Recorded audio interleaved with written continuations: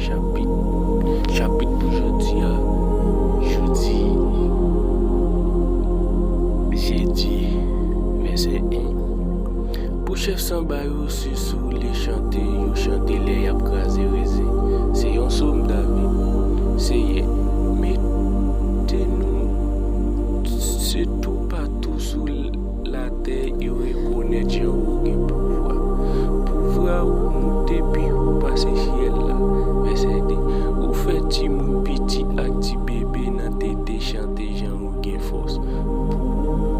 Correspond à moun qui pa vle wè ou yo. Pour fermer bouche l'ennemi ou yo, à moun kap kenbe tête avec ou yo. Verset 3. Les map gade ciel ou fait ak men ou là. La ligne ak étoile ou mette la dans li. Verset 4. M'a mande kisa lèzòm chonje yo konsa. Kisa yo même pour prendre caillou konsa. Verset 5. Ou fait yo ti grâce pipi ti passe yo. Bon Dieu, tant que yon couronne sous tête yo, ou ba yo pouvoir ak respect.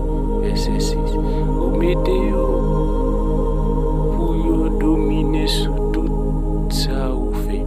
Ou mette tout bagay en papier yo. Verset 7.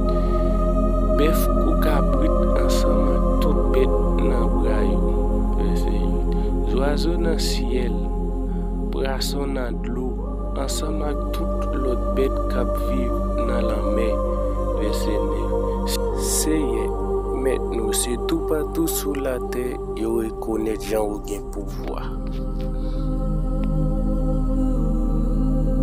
Aboné, pataje, layk, komante pour plus vidéo.